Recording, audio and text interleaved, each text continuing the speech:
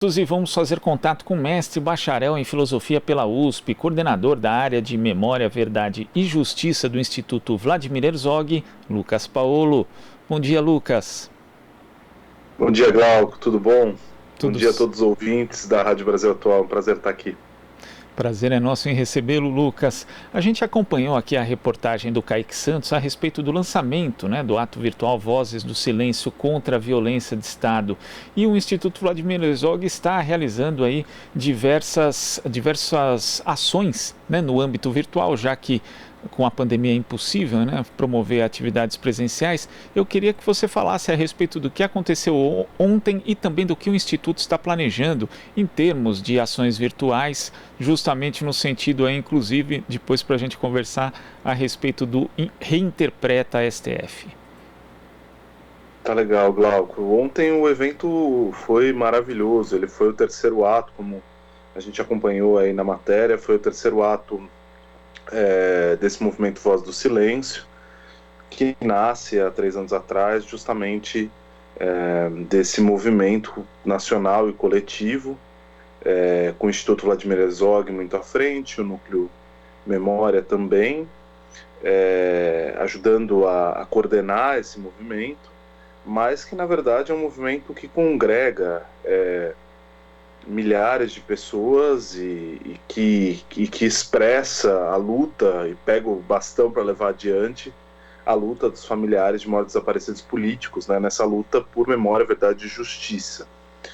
No primeiro ano do movimento, ali no Parque do Ibirapuera, a gente fez um grande ato em que a gente esperava conseguir reunir 1.000 e poucas pessoas, e a gente brinca que naquele ano o presidente Bolsonaro foi uma espécie de garoto propaganda, porque ao comemorar o golpe de 64, primeiro ano do seu governo, ele acabou mobilizando a pauta no sentido de que a gente juntou mais de 10 mil pessoas, entre 10 e 12 mil pessoas,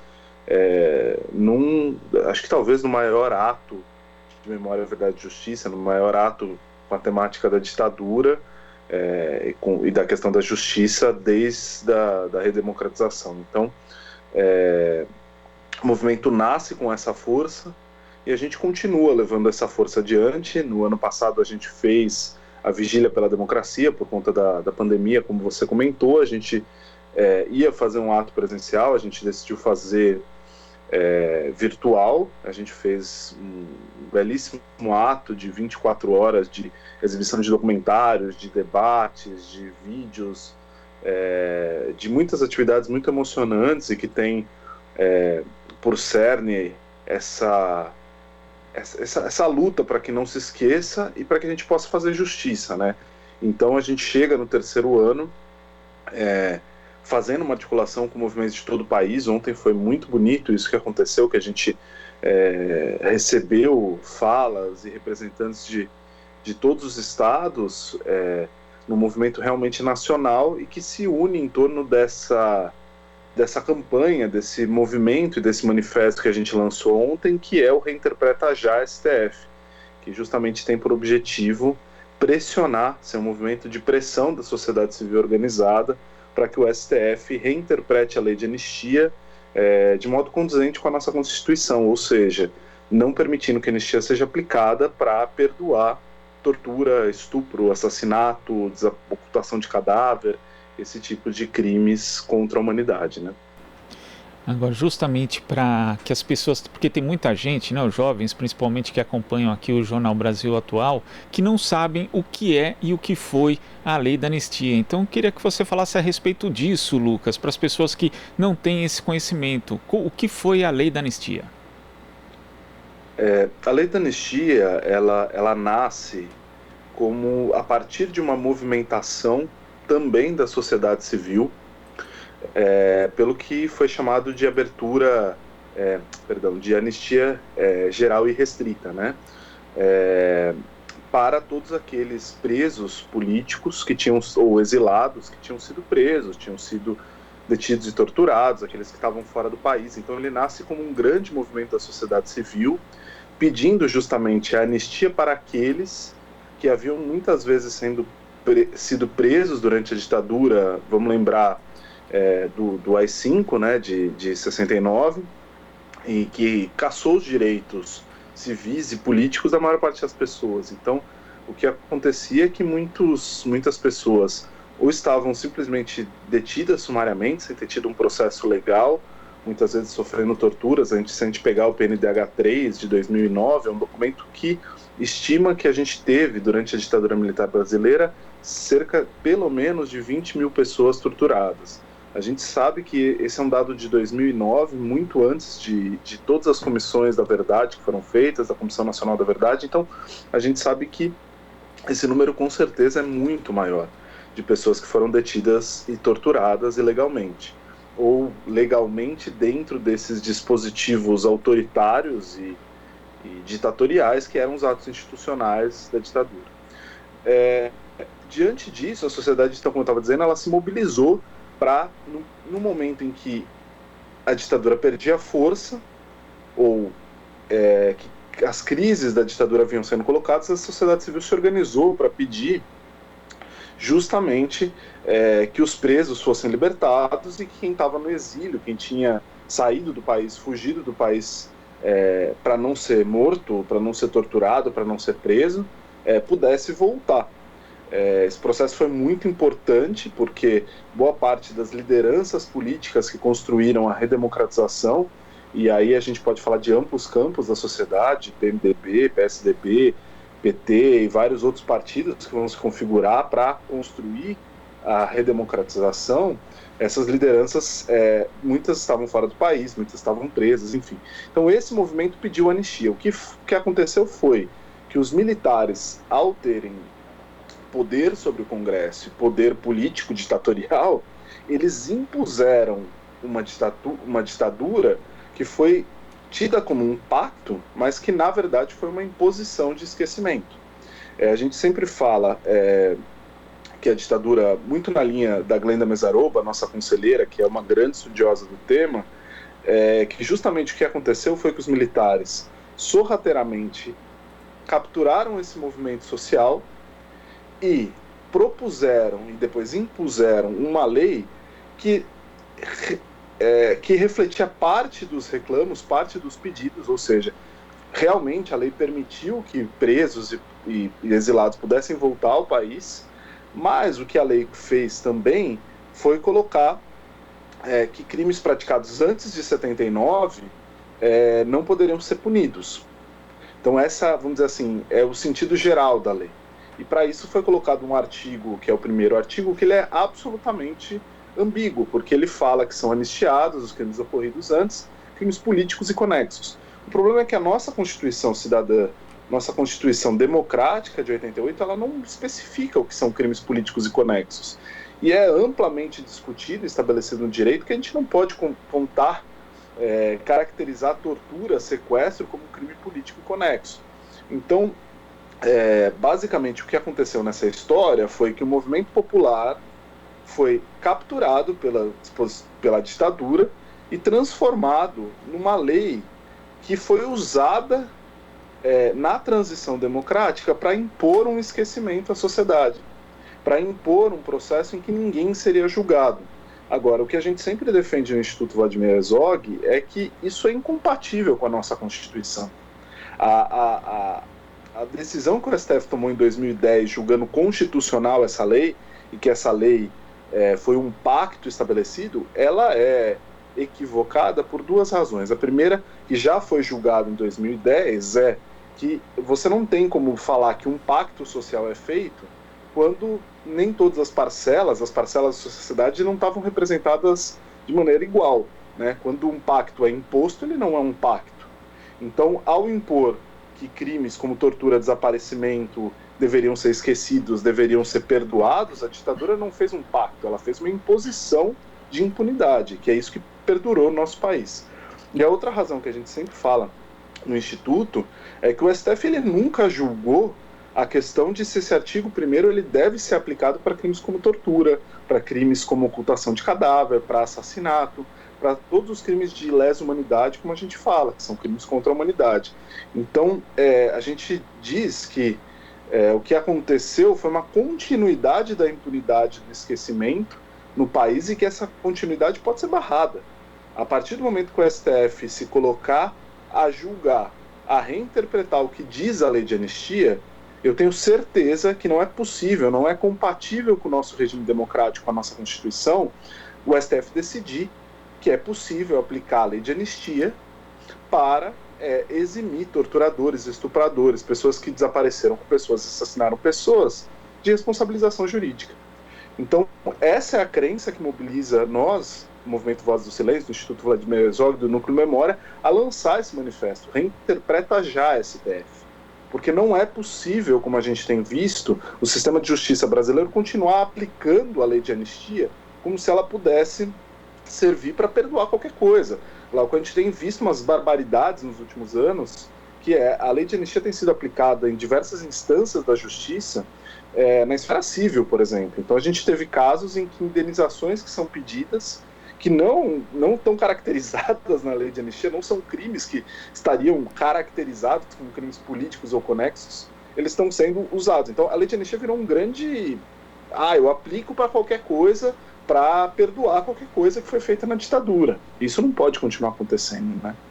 É isso, né? Produz efeitos práticos até hoje, inclusive no próprio caso do assassinato do jornalista Vladimir Herzog. O Ministério Público Federal entrou com uma ação pedindo o julgamento dos responsáveis, mas a Justiça acabou rejeitando justamente com base na lei da anistia. Isso acontece com inúmeros outros casos. Ainda por cima, Lucas, além desse efeito prático, né, da não aplicação da Justiça, a gente ainda tem outros efeitos, porque, por exemplo, se não fosse a lei da anistia, talvez não teríamos um deputado federal que depois virou presidente da República homenageando um notório torturador na sessão de cassação do mandato da ex-presidenta Dilma Rousseff. Quer dizer, os efeitos da lei da anistia, eles são deletérios de uma forma geral, né? Sim. Eu vou pegar esse gancho que você traz e falar justamente isso. A gente no Instituto Vladimir Herzog, o nosso diretor Rogério Sotile sempre fala isso. Essa tolerância com o intolerável foi o que permitiu a gente chegar nesse momento que a gente está vivendo. Essa falta de justiça, essa perpetuação da impunidade no país é o que permite, por exemplo, as polícias militares continuarem em números crescentes de assassinatos de pessoas pretas, pobres, periféricas, com lastro de impunidade, né? Então a gente cria uma cultura de impunidade no país e a gente cria uma cultura de tolerância com o intolerável, que leva a esse genocida estar no governo, né? Pegando uma expressão de um artigo do pesquisador Lucas Pedretti, ele fala, né, essa ferida, eu gostei muito dessa imagem de um artigo que ele publicou ontem, essa ferida nunca foi curada, né? E a ferida que não cura, ela forma pus. E essa imagem, essa excrescência que está na presidência da República é um pus de uma ferida que nunca foi curada, nunca foi sarada essa ferida. É uma ferida aberta na história brasileira que ainda dói em muitas pessoas.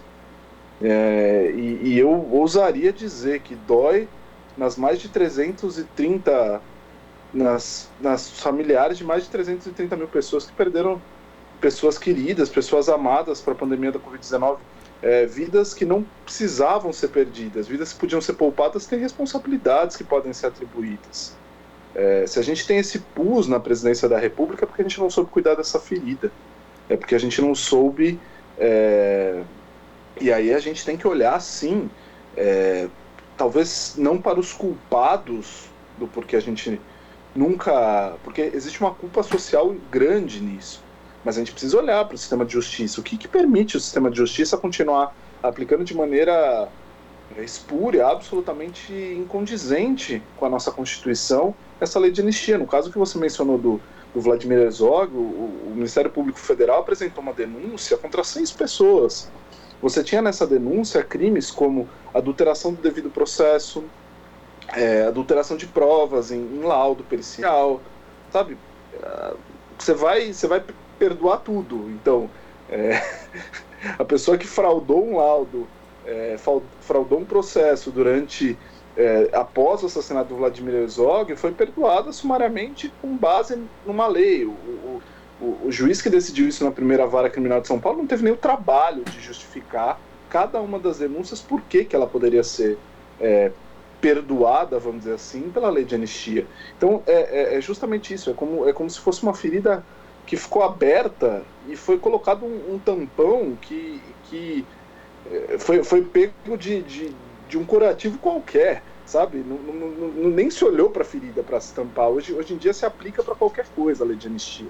Então, a gente entende que é urgente a gente trazer esse debate para a sociedade. A gente já está há muitos anos fazendo isso, mas a gente entende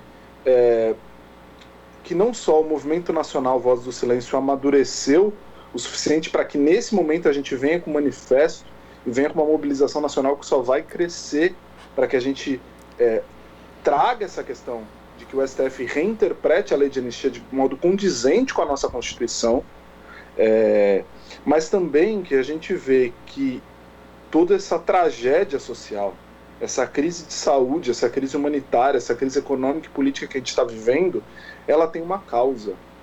Ela é a causa de a gente não ter feito uma justiça de transição adequada. A gente nunca lidou com o nosso passado autoritário, entrando na democracia, prestando contas, cuidando dessa ferida, né?